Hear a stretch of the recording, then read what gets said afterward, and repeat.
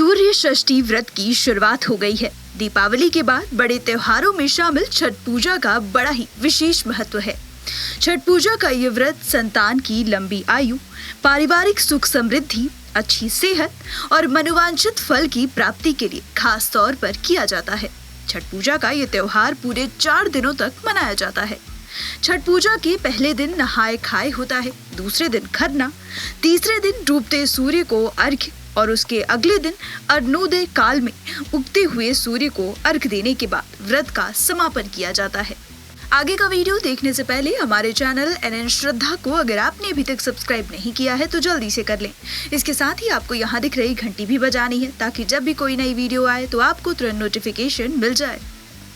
छठ पूजा का व्रत सबसे कठिन माना जाता है क्योंकि इसके नियम बड़े ही कठिन होते हैं। ऐसे में आज हम आपको व्रत के दौरान की जाने वाली उन गलतियों के बारे में बताने जा रहे हैं जो आपके व्रत के शुभ आशीर्वाद को अशुभता में बदलकर आपके परिवार पर बुरा असर डाल सकती है।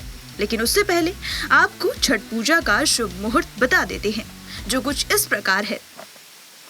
पहला दिन नहाए खाए। छठ पूजा के पहले दिन की शुरुआत नहाए खाए के साथ होती है।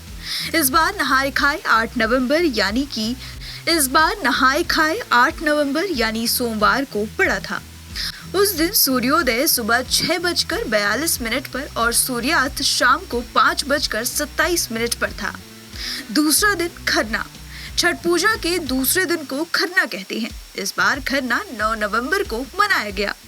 ज्योतिष आकलन के अनुसार इस दिन सूर्योदय सुबह 6:40 पर और सूर्यास्त शाम को 5:40 पर था। तीसरा दिन अस्त होते सूर्य को अर्घ्य। छठ महापर्व के तीसरे दिन शाम को डूबते हुए सूर्य को अर्घ्य दिया जाता है। इस बार शाम का अर्घ्य 10 नवंबर को दिया जाएगा। चौथा दिन उगते हुए सूर्य को अर्घ्य। छठ महापर्व के चौथे दिन उगते हुए सूर्य को अर्घ्य दिया जाता है। इस बार उगते हुए सूर्य को अर्घ्य 11 नवंबर को दिया जाएगा। मुहूर्त के बाद अब जाते हैं उन गलतियों पर जिन्हें व्रत के दौरान आपको करने से बचना चाहिए। तो इसके लिए बता दें कि 4 दिनों तक चलने वाले इस महापर्व में विधि विधान से पूजा करने के साथ कुछ नियमों का भी पालन करना होता है। ये व्रत जितना कठिन होता है उतने ही कड़े इसके नियम होते हैं। इन्हीं नियमों के अनुसार पहला, छठ पूजा में सफाई का बहुत अधिक ध्यान रखना पड़ता है, इसलिए बिना साफ सफाई के पूजा की कोई भी चीज नहीं छूनी चाहिए।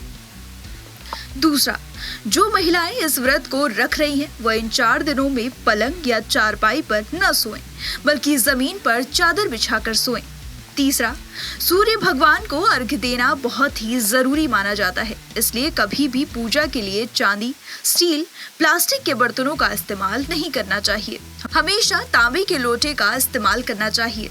अगला, मान्यताओं के अनुसार प्याज और लहसुन तामसिक श्रेणी में आता है, इसलिए इन 4 दिनों में इन दोनों का सेवन करने की मनाही होती है, इसलिए पूरे 4 दिनों तक सात्विक रहें।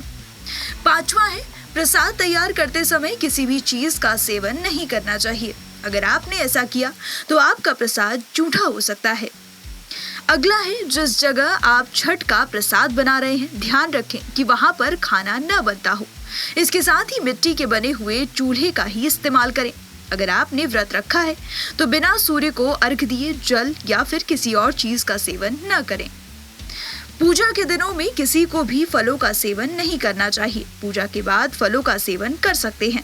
छठ महापर्व के इन 4 दिनों के दौरान किसी को अपशब्द न कहें, लड़ाई झगड़ा न करें, घर पर शांति बनाए रखें।